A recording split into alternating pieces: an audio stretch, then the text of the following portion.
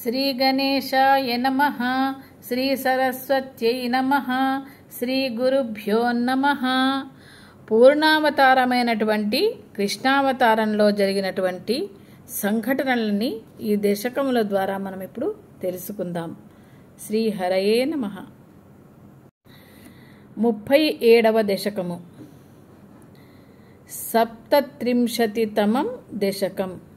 సాంద్రానందతనో హరే ననువురా దైవాసురే సంగరే త్వత్కృత్తా అపి కర్మశేషవశతో ఏతేన యాతా గతిం తేషాం భూతల జన్మనాం దితిభువాం భారేణ దూరార్దితా భూమిః ప్రాప విరించమాశ్రితపదం దేవైః పురైవాగతైః. సాంద్రానందతనో హరే ననువురా దైవాసురే సంగరే త్వత్కృత్తా అపి కర్మశేషవశతో ఏతేన యాతా గతిం తేషాం భూతల జన్మనాం దితిభువాం భారేణ దూరార్దితా భూమి ప్రాప విరించమాశ్రితపదం దేవైః పురైవాగతైః.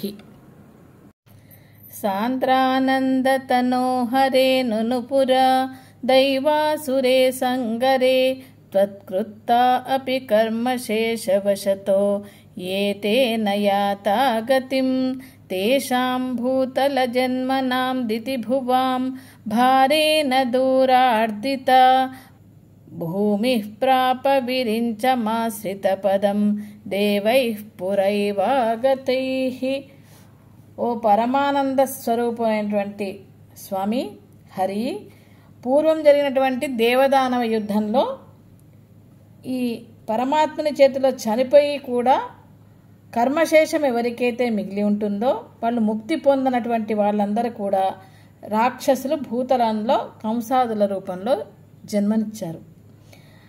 వీళ్ళు అదితికి పుట్టినటువంటి రాక్షసుల యొక్క భారం చేత అతిశయంగా పీడింపబడినటువంటి భూదేవి తను రావడానికి పూర్వమే సత్యలోకానికి వచ్చిన దేవతలతో ఇలా అంటుంది, బ్రహ్మదేవుడితో మొరపెట్టుకుంటుంది.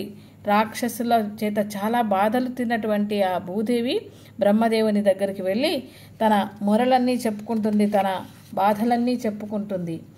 అయితే నారాయణ భట్ గారు మొదటి సర్గలో సాంద్రానందావబోధాత్మకం అనే పదంతో ప్రారంభించారు, మనం చదువుకున్నాం కదా. అలాగే పూర్ణానంద స్వరూపమైనటువంటి పూర్ణావతారమైనటువంటి కృష్ణావతారానికి నాంది ప్రస్తావన ఈ దశకం నుంచి మనకిప్పుడు మొదలవుతుంది. అందువల్ల ఈ దీంట్లో కూడా మళ్ళీ సాంద్రానందతనో హరే ననువురా అనితో మళ్ళీ మొదలుపెట్టారు. అంటే దానికి దీనికి కొంత సంబంధంగా పూర్ణావతారమైనటువంటి కృష్ణావతారం గురించి ఇప్పుడు మనం సంపూర్ణంగా చదువుకుందాం. హా దుర్జన భూరి భారమథితాం పాథో నిధౌ పాతుకాం ఏతాం పాలయ హంత మే వివశతాం సంపృచ్ఛ దేవానిమాన్ ఇత్యాది ప్రచుర ప్రలాప వివశాం ఆలోక్య ధాతా మహీం దేవానాం వదనాని వీక్ష పరితో దధ్యౌ భవంతం హరే.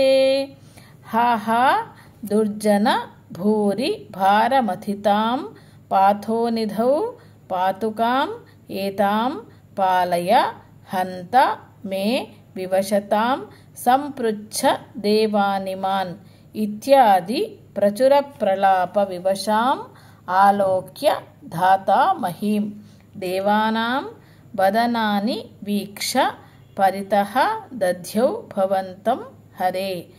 హా దుర్జన భూరి భారమథితాం పాథో నిధౌ పాతుకాం ఏతాం పాలయ హంత మే వివశతాం సంపృచ్ఛ దేవానిమాన్ ఇత్యాది ప్రచుర ప్రలాప వివశాం ఆలోక్య ధాతా మహీం దేవానాం వదనాని వీక్ష పరితో దధ్యౌ భవంతం హరే.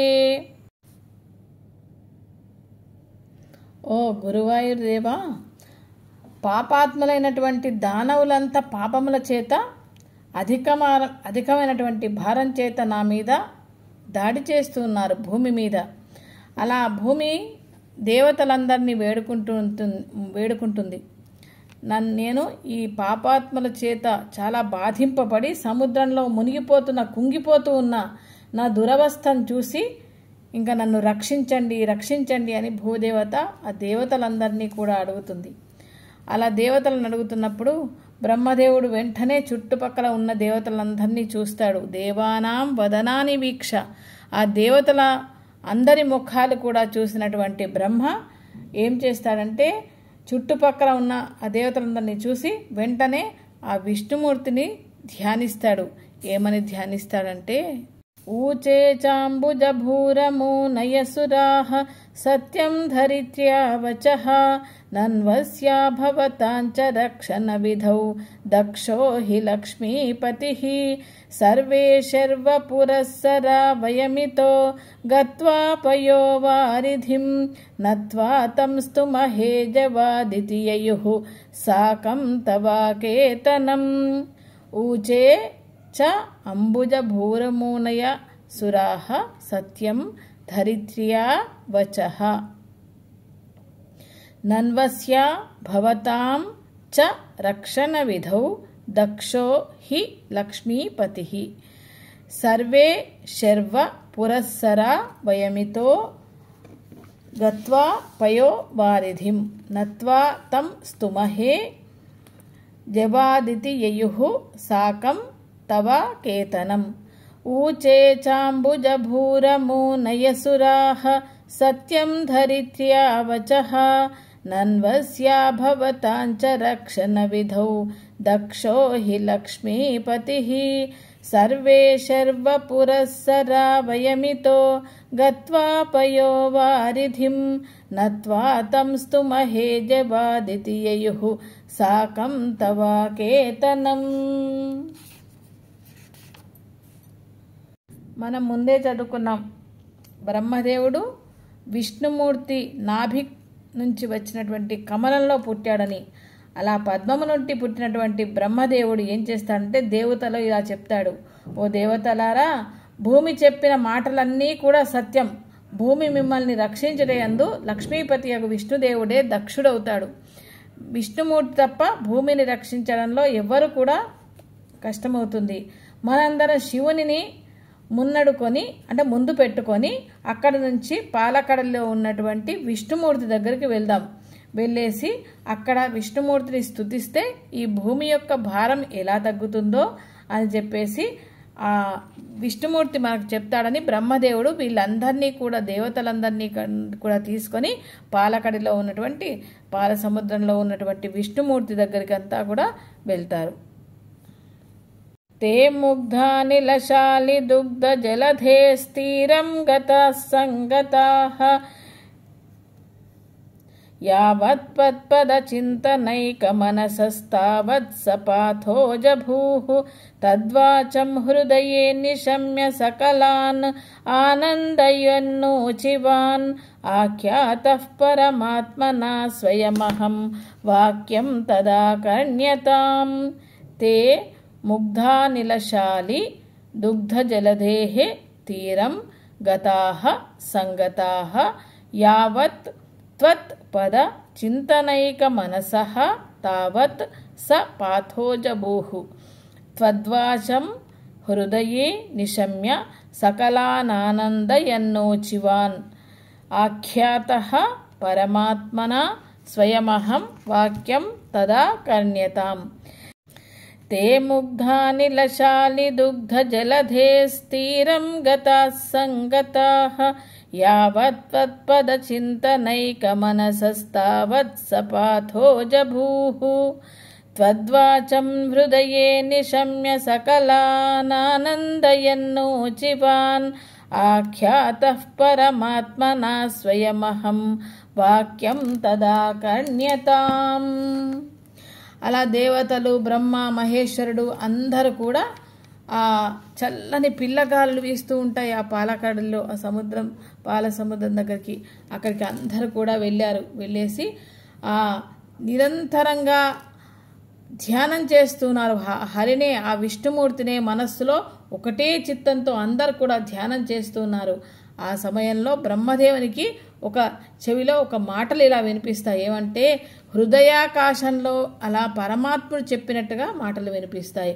అయితే ఏమంటాడంటే విష్ణుదేవుని చేత స్వయంగా నాకు ఒక వాక్యం చెప్పబడింది అని చెప్పేసి బ్రహ్మదేవుడు అక్కడ ఉన్నటువంటి దేవతలందరికీ కూడా ఒక సంతోషకరమైనటువంటి నేను వార్తను చెప్తాను అని చెప్పేసి చెప్తున్నాడు. జానే దీన దశామహం దివిషదాం భూమేశ్చ భైమైర్నృపైః తక్షేపాయ భవామి యాదవకులే సోహం సమగ్రాత్మనా దేవా వృష్ణికులే భవంతు కలయా దేవాంగనాశ్చావనౌ మత్సేవార్థమిదం త్వదీయవచనం పాథోజభూరుచివాన్. జానే దీనదశాం అహం దివిషదాం భూమేః చ భీమైః నృపైః తక్షేపాయ భవామి యాదవకులే సోహం సమగ్రాత్మనా దేవా వృష్ణికులే భవంతు కలయా దేవాంగనాశ్చావనౌ మత్సేవార్థం ఇతి త్వదీయవచనం పాథోజభూరుచివాన్. జానే దీనదశామహం దివిషదాం భూమేశ్చ భీమైర్నృపైః తక్షేపాయ భవామి యాదవకులే సోహం సమగ్రాత్మనా దేవా వృష్ణికులే భవంతు కలయా దేవాంగనాశ్చావనౌ మత్సేవార్థమితి త్వదీయవచనం పాథోజభూరుచివాన్. క్రూరులైనటువంటి జరాసంధుడు మొదలైన వాళ్ళంతా కూడా దేవతలకు భూదేవికి చేస్తున్నటువంటి కష్టాలన్నీ కూడా నాకు తెలుసు. అందుకని ఆ దుష్టులందరినీ నిగ్రహించాలంటే యాదవ కులంలో నా సంపూర్ణమైనటువంటి అంశతో నేను అవతరిస్తాను. దేవతలు వారి అంగనశలతో వృష్ణి వంశంలో నన్ను సేవించుకునే కొరకి భూమి మందు అవతరిస్తారందరూ కూడా. అలా పరమాత్మ వినిపించినటువంటి మాటలన్నీ కూడా బ్రహ్మదేవుడు దేవతలకు వినిపిస్తాడు. వెంటనే నేను యాదవ కులంలో జన్మిస్తాను, సంపూర్ణమైనటువంటి అవతారంలో నేను యాదవ కులంలో జన్మిస్తాను. కాబట్టి మీ అంశలతో మీరు కూడా ఆ భూమి మీద జన్మించవలసింది, వృష్టి కులంలో జన్మించవలసింది అని దేవతలకు అందరికీ కూడా ఆ విష్ణుమూర్తి అయినటువంటి హరి సందేశం ఇస్తాడు. ఆ విషయాన్నంతా బ్రహ్మదేవుడు అక్కడ ఉన్నటువంటి దేవతలందరికీ కూడా తెలియపరుస్తాడు. శ్రుత్వా కర్ణరసాయనం తవ వచః సర్వేషు నిర్వాపిత స్వాంతేష్వీవ గతేషు తావక కృపా పీయూషతృప్తాత్మసు విఖ్యాతే మధురాపురే కిల భవత్ సాన్నిధ్య పుణ్యోత్తరే ధన్యాం దేవకనందన ముదవహత్ రాజా సశూరాత్మజః. శ్రుత్వా కర్ణరసాయనం తవ వచః సర్వేషు నిర్వాపితస్వాంతేష్వీష గతేషు తావక కృపా పీయూష తృప్తాత్మసు విఖ్యాతే మధురాపురే కిల భవత్ సాన్నిధ్య పుణ్యోత్తరే ధన్యాం దేవకనందనాం ముదవహత్ రాజా సశూరాత్మజః. శ్రుత్వా కర్ణరసాయనం తవ వచః సర్వేషు నిర్వాపితస్వాంతేష్వీష గతేషు తావక కృపా పీయూషతృప్తాత్మసు విఖ్యాతే మధురాపురే కిల భవత్ సాన్నిధ్య పుణ్యోత్తరే ధన్యాం దేవకనందనాముదవహత్ రాజా సశూరాత్మజః. ఆ దేవత చెవులకు అమృతప్రాయమైనటువంటి నీ మాటలు అందరు దేవతలు కూడా విని చాలా సంతోషపడిపోయారు. అలాగా నీ యొక్క కరుణ అనే అమృతధారల చేత చెవులంతా నిండిపోయి చాలా సంతోషపడిపోయినారు. భవిష్యత్తులో నీ సాన్నిధ్యం చేరుకుంటామని అందరూ కూడా చాలా సంతోషంగా ఉన్నారు.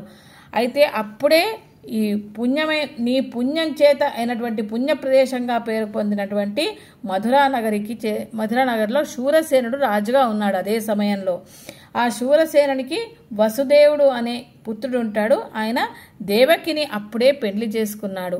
అలాంటి సమయంలో ఏం జరిగిందంటే, ఉద్వాహావసితౌ తదీయ సహజః కంసోథ సమ్మానయన్ ఏతౌ సూతతయా గతః పతిరథే వ్యామోత్థయా త్వద్గిరా అస్యాస్త్వామతి దుష్టమష్టమసుతో హంతేతి హంతేరితః సంత్రాసాస్సతు హంతు మంతికగతాం తన్వీం కృపాణీమధాత్. ఉద్వాహావసితౌ తదీయ సహజః కంసః అథ సమ్మానయన్ ఏతౌ సూతతయా గతః పథిరథే వ్యోమోత్థయా త్వద్గిరా అస్యాస్త్వామతి దుష్టమష్టమసుతో హంతేతి హంతేరితః సంత్రాసాత్ సతు హంతు మంతికగతాం తన్వీం కృపాణీమదాత్. వెంటనే ఆ వసుదేవుడు దేవకిని పెళ్లి చేసుకొని అలా ఊరేగుతూ ఉంటాడు పట్టణంలో. ఆ దేవకి యొక్క సోదరుడైనటువంటి కంసుడు వాళ్ళను చాలా గౌరవంగా రథంలో కూర్చోబెట్టి పురవీధులలో కూడా ఊరేగిస్తూ ఉంటాడు. ఆ రథానికి ముందు తన కత్తి పట్టుకొని రక్షణగా కంసుడు నడుస్తూ ఉంటాడు. దేవకి వసుదేవులు రథం మీద కూర్చొని వెనక నుంచి వస్తూ ఉంటాడు. అప్పుడే వెంటనే ఆకాశవాణి ఒక మాటగా వినిపిస్తుంది. ఏమంటే, ఓ మిక్కిలి దుర్మార్గుడైనటువంటి ఓ కంసుడా, నువ్వు ఎవరికైతే కాపలాగా ఉండి తీసుకొని వెళ్తున్నావో వాళ్ళ యొక్క అష్టమ గర్భంలో పుట్టినటువంటి పుత్రుడే నిన్ను చంపగలడు అని చెప్పేసి ఆకాశవాణి పలుకుతుంది. వెంటనే అంత ప్రేమ కలిగినటువంటి అన్నైనటువంటి కంసుడు వెంటనే దేవకి మీద కోపం వచ్చేస్తుంది. అంటే ఇంత ప్రేమ పడుతున్న చెల్లెలు కొడుకు నన్ను చంపేస్తాడా అనే విషయంలో వెంటనే వెళ్ళేసి తన చెల్లి అయినటువంటి దేవకిని చంపడానికి ఉద్యుక్తుడవుతాడు.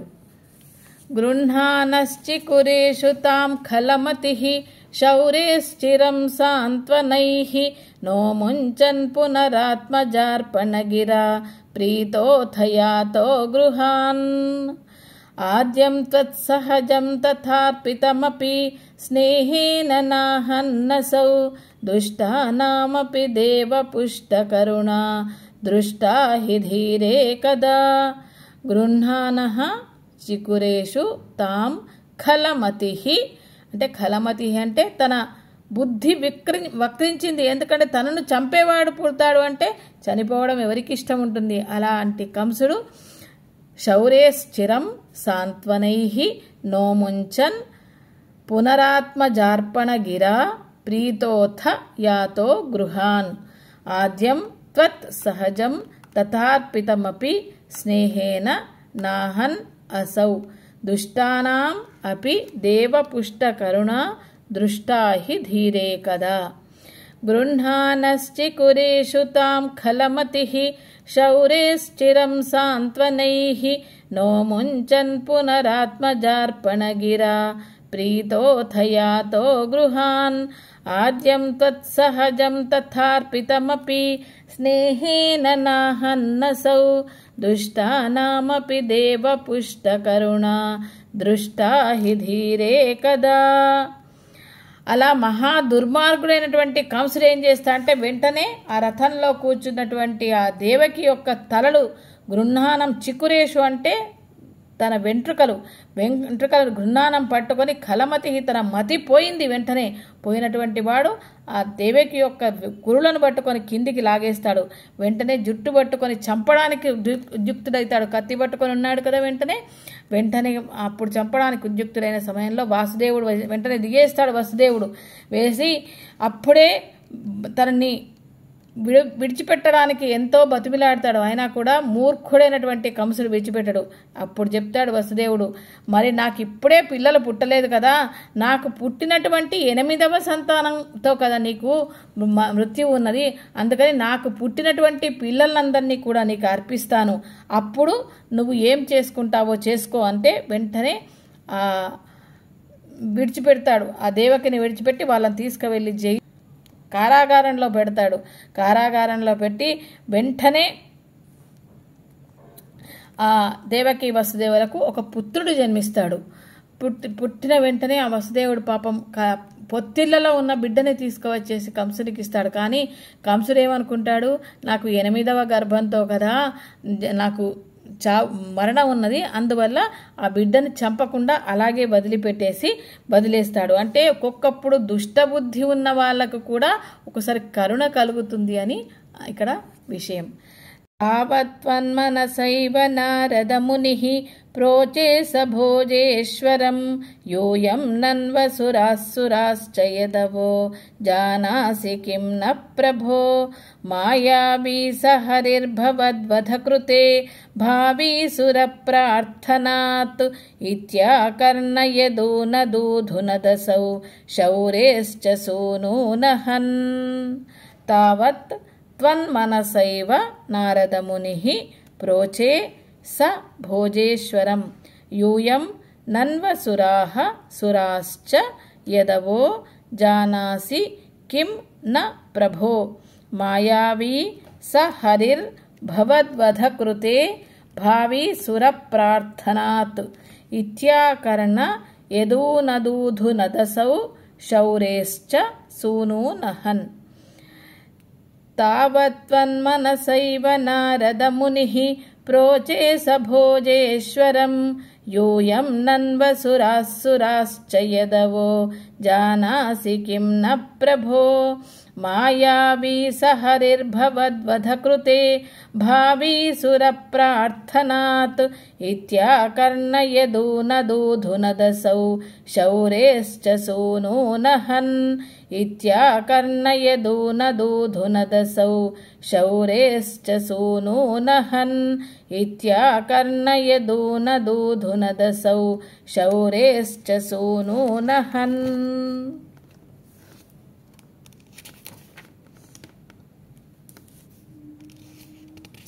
వెంటనే అక్కడికి నారద ముని వస్తాడు, ఇక్కడికి కంసుని దగ్గరికి వచ్చేసి ఇలా ఆ విష్ణుమూర్తి ప్రేరణ చేతనే వస్తాడు. నారదుడు కూడా తనకై తాను రాడు. అలా వచ్చినటువంటి ఆ నారదముని ఆ కంసుని దగ్గరికి వచ్చి చెప్తాడు, మీరేమో రాక్షసులు, అంటే కాలనేముల యొక్క వీళ్ళ వంశమంతా కూడా, యాదవులేమో దేవతలు, ఓ కంసప్రభు నీకు తెలియదా, మాయావి అయినటువంటి ఆ శ్రీహరి మిమ్మల్ని చంపడానికి దేవతల ప్రార్థనపై జన్మించడానికి పూనుకున్నాడు. అందుకని ఆ మాటలు విన్న కంసునికి యాదవులు స్థానభ్రష్టులను చేసేస్తాడు. యాదవులందరినీ కూడా వాళ్ళ రాజ్యాలు లేకుండా వాళ్ళ మీద యుద్ధాలు చేసి మొత్తం నాశనం చేసేస్తాడు. వసుదేవుని దగ్గర ఉన్నటువంటి బిడ్డలందరినీ కూడా చంపేస్తాడు ఆయన. చంపేసి ఇంకా ఏం చేస్తాడంటే, ప్రాప్తే సప్తమ గర్భతా మహిపతౌ త్వత్ప్రేరణాన్మాయయా నీతే మాధవరోహిణీం త్వమపి భోః సచ్చిత్సుఖైకాత్మకః దేవక్యా జఠరం వివేశిత విభో సంస్తూయమానః సురైః సత్వం కృష్ణ విధూయ రోగపటలీం భక్తిం పరాం దేహి మే. ప్రాప్తే సప్తమ గర్భతాం మహిపతౌ అహిపతౌ తత్ప్రేరణాన్ మాయయా నీతే మాధవరోహిణీం త్వమపి భోః సచ్చిత్ సుఖైకాత్మనః దేవక్యా జఠరం వివేశిత విభో సంస్తూయమానః సురైః సత్వం కృష్ణ విధూయ రోగపటలీం భక్తిం పరాం దేహి మే. ప్రాప్తే సప్తమ గర్భతా మహిపతౌ త్వత్ప్రేరణాన్మాయయా నీతే మాధవరోహిణీం త్వమపి భోః సచ్చిత్సుఖైకాత్మకః దేవక్యా జఠరం వివేశిత విభో సంస్తూయమానః సురైః సత్వం కృష్ణ విధూయ రోగపటలీం భక్తిం పరాం దేహి మే. దేవకీకి క్రమంగా 7వ గర్భం ధరించింది. ఆమె 6 గర్భాలు ధరించింది, పుత్రులు కలిగారు. వాళ్ళందరినీ ముందు చంపకుండా ఇచ్చినటువంటి కంసుడు నారదుని మాటల చేత ఆ 6గురిని కూడా అందరినీ కూడా చంపేస్తాడు. చంపేశాక 7వ గర్భం ధరించింది ఆ తల్లి. ఇలాగా ఆ భగవంతుని ప్రేరణ చేత ఆ 7వ గర్భంలో ఉన్నటువంటి శిశువుని తీసుకువెళ్ళి రోహిణి గర్భంలో ప్రవేశపెడతారు. ప్రవేశపెట్టాక ఇంకా 8వ గర్భం రాలే, ఇది రక్తస్రావం అయిపోయింది అని అనుకుంటారు. అయిపోయినాక 8వ గర్భంలో కృష్ణుడు విష్ణుమూర్తి తన అంశ మొత్తం సచ్చిదానంద స్వరూపుడైనటువంటి నువ్వు దేవకి యొక్క 8వ గర్భంలో ప్రవేశించాక అప్పుడు ఇంకా దేవతలందరికీ కూడా తెలుసు కదా, ఇంకా విష్ణుమూర్తి కృష్ణుని రూపంలో వచ్చేస్తున్నాడని అందరికీ తెలుసు. బాలునిగా వస్తున్నాడు, భూమి మీద ఆయన ఉద్భవిస్తున్నాడని. వెంటనే దేవతలంతా కూడా ప్రార్థనలు చేశారు. అలాగే రకరకాలైనటువంటి స్థుతులతో చేశారు. అలాగా ఇలాంటి గొప్ప గొప్ప పనులన్నీ చేసేటటువంటి ఓ కృష్ణ, నువ్వు విధూయ రోగపటిని, నాలో ఉన్నటువంటి రోగాలన్నింటినీ తీసేసి నాకు కూడా భక్తిని కలిగించవయ్యా అని మన కవిగారు మాటిమాటికి భగవంతునితో చెప్పుకుంటున్నారు. అందుకే ఇది గొప్పనైనటువంటి కావ్యం. ఎందుకంటే భగవంతునికి భక్తునికి మధ్యలో ఉన్నటువంటి స్వయంగా భగవంతునికే వినిపిస్తూ ఉంటాడు భట్టతిరి గారు. ఆయన ఎవరితోనో పక్కగా మాట్లాడు, విషయమంతా కూడా భగవంతునితో నువ్వు ఈ పనులు చేశావు, నువ్వు ఈ పనులు చేశావు, ఇంత గొప్ప పనులు చేసేటటువంటి ఓ గురువాయూరప్ప, నాలో ఉన్నటువంటి ఈ వాతరోగాన్ని తీసేసి నాలో భక్తిని కలిగించి నీ పాదాల దగ్గరికి చేర్చుకోవయ్యా అని మాటిమాటికి స్మరిస్తూ ఉంటాడు. ఈ 37వ దశకం తర్వాత టుగెదర్ వెంటనే ఇది కంటిన్యూస్గా వేరేది నెక్స్ట్ కృష్ణుని గోకులానికి వసుదేవుడు ఎలా చేరుస్తాడో అనే విషయం ఉంది కాబట్టి మళ్ళీ కంటిన్యూస్గా మనం చదువుకుందాం. ఇది 37 దశకం సమాప్తం. యదక్షర పదభ్రష్టం మాత్రాహీనం చ యద్భవేత్ తత్సర్వం క్షమ్యతాం దేవ నారాయణ నమోస్తుతే. కాయేన వాచా మనసేంద్రియైర్వా బుద్ధ్యాత్మనా వా ప్రకృతే స్వభావాత్ కరోమి యద్యత్ సకలం పరస్మై నారాయణాయేతి సమర్పయామి. ఇది శ్రీమన్నారాయణీయేతి సమర్పయామి. ఈ శ్లోకాలలో ఉన్నటువంటి భావాన్ని సంక్షిప్తంగా నాదైన శైలిలో చెప్పడానికి ప్రయత్నం చేశాను. అందరూ కూడా ఆదరిస్తారని అనుకుంటాను. ఇలాంటి ఇంకా అర్థంతో కూడినటువంటి దశకాలన్నీ వినాలనుకుంటే లైక్ చేయండి, షేర్ చేయండి, సబ్స్క్రైబ్ చేయండి. అలాగే మీ అమూల్యమైనటువంటి అభిప్రాయాలని కామెంట్ ద్వారా తెలియచేయండి. ధన్యవాదాలు.